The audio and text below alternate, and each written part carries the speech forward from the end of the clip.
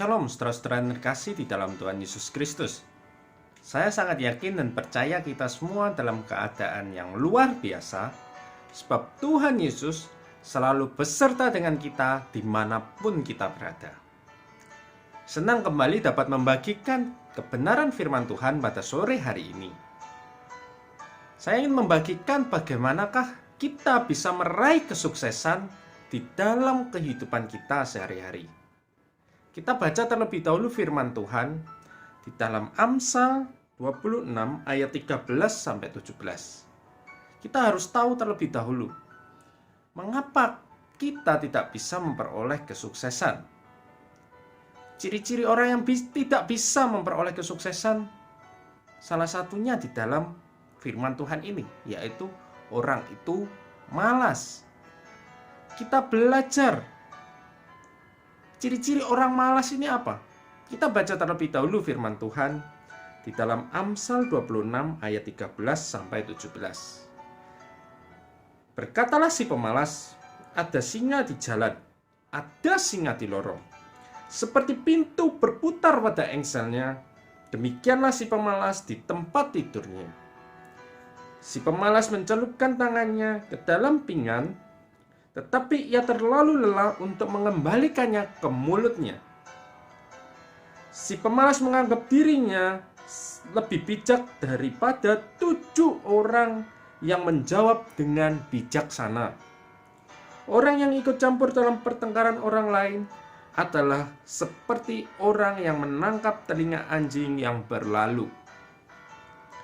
Apa ciri-ciri orang yang malas sehingga ia tidak bisa meraih kesuksesan atau keberhasilan di dalam pekerjaannya? Yang pertama di ayat 13, berkatalah si pemalas, ada singa di jalan, ada singa di lorong. Artinya apa? Si pemalas orangnya banyak alasan. Catat, yang pertama adalah orang yang banyak alasan, ia tidak akan bisa meraih kesuksesan di dalam pekerjaannya.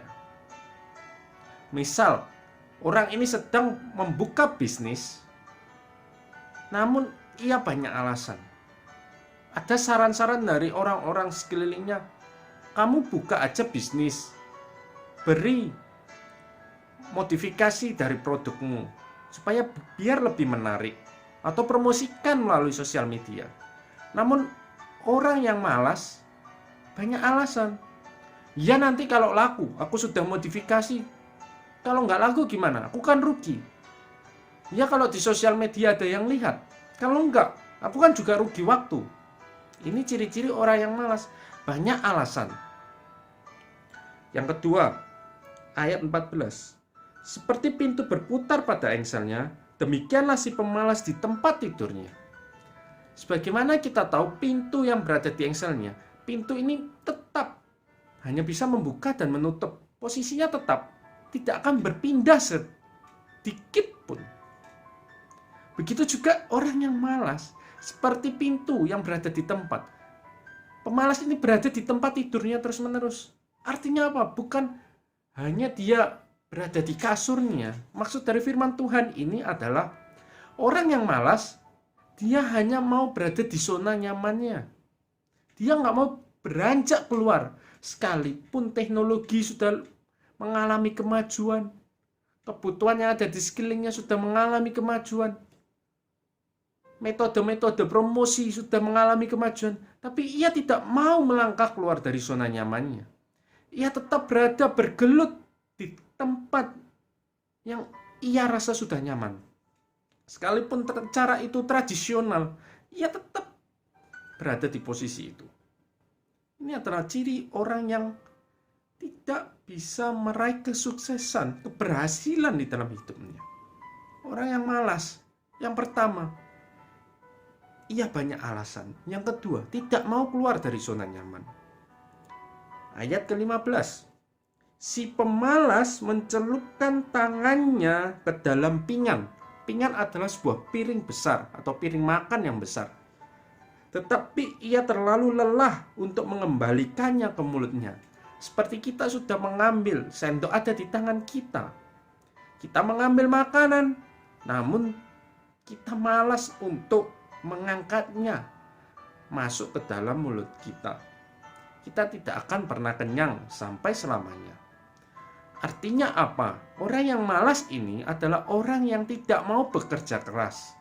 Orang yang tidak mau menggunakan tenaganya yang lebih dari biasanya di dalam pekerjaannya. Bagaimana ia bisa berkembang bisnisnya, pekerjaannya, jikalau ia tidak mau bekerja lebih keras? Orang yang mengambil makanan pakai sendok pasti butuh energi kan? Pasti butuh tenaga kan? Jikalau tidak mau mengeluarkan tenaga dari tangannya, bagaimana ia bisa kenyang? Begitu juga di dalam pekerjaan. Bagaimana pekerjaan itu bisa berkembang dengan luar biasa jikalau tidak mau berusaha sedikit pun, nggak mau bekerja keras. Sekalipun terasa berat, nggak mau bekerja lebih lagi menggunakan energinya, pekerjaannya nggak akan bisa berkembang, nggak akan pernah bisa sukses. Yang ketiga ini adalah orang yang malas, tidak mau bekerja keras. Ayat 16. Si pemalas menganggap dirinya lebih bijak daripada 7 orang yang menjawab dengan bijaksana. Si pemalas ini merasa dirinya sudah paling pintar. Dia nggak mau diberi nasihat oleh orang-orang yang sudah berpengalaman. Dia merasa, ini jalanku sudah paling benar. Ini jalanku sudah yang terbaik kok. Ngapain kamu ikut memberi nasihat? Artinya apa? Yang keempat adalah orang yang malas. Dia merasa paling pintar, paling benar di dalam hidupnya. Dia tidak mau belajar dari orang-orang yang ada di sekelilingnya yang sudah dahulu meraih kesuksesan atau keberhasilan.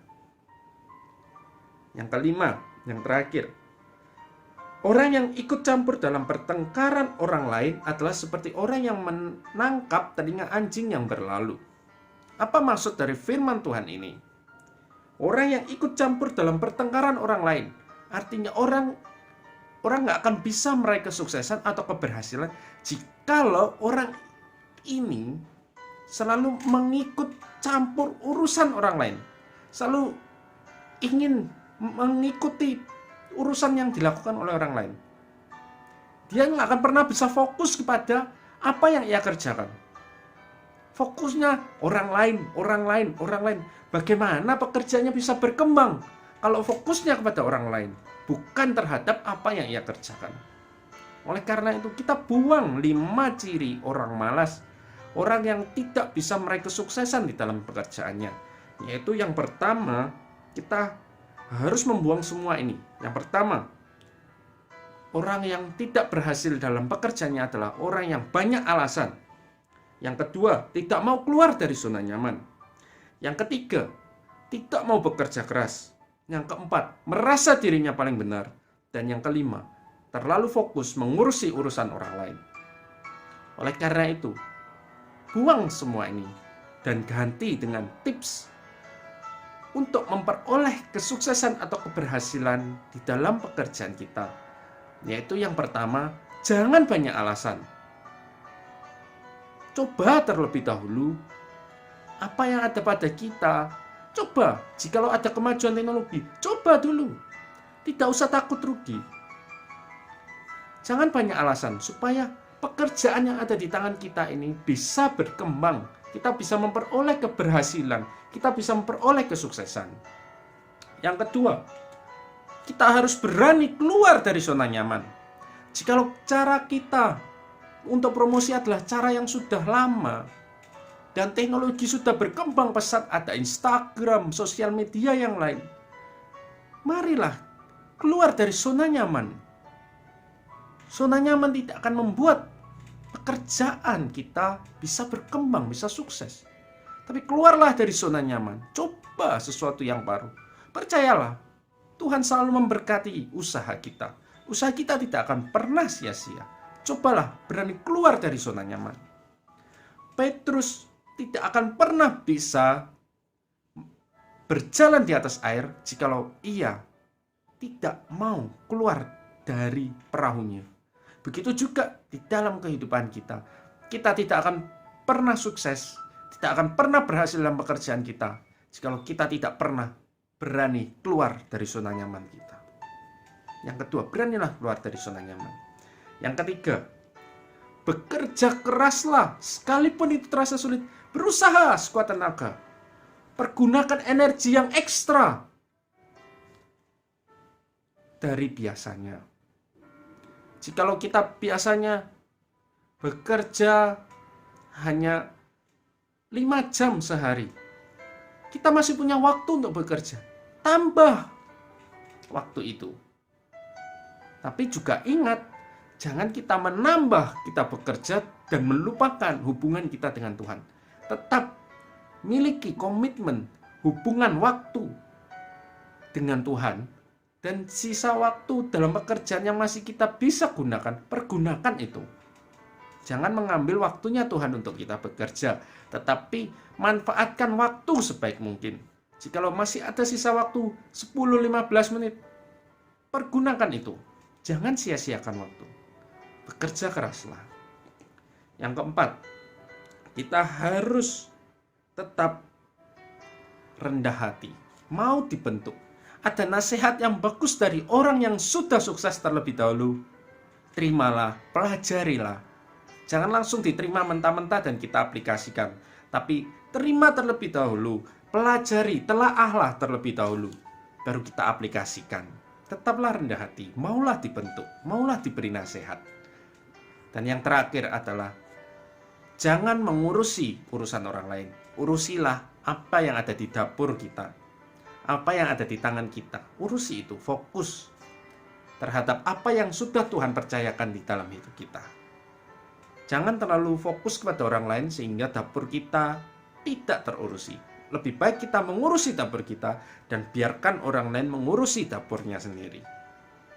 Ini adalah 5 cara untuk kita bisa meraih kesuksesan di dalam pekerjaan kita. Yang pertama, jangan banyak alasan. Yang kedua, kita harus berani keluar dari zona nyaman. Dan yang ketiga, kita harus berani bekerja lebih keras.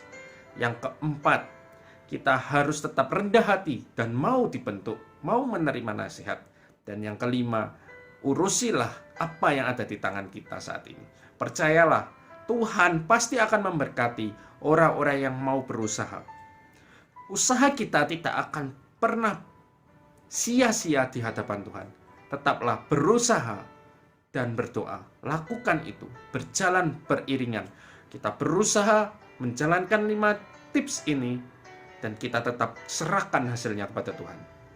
Bekerjalah dengan hati untuk Tuhan. Maka Tuhan akan turun tangan. Membuat apapun yang kita kerjakan berhasil.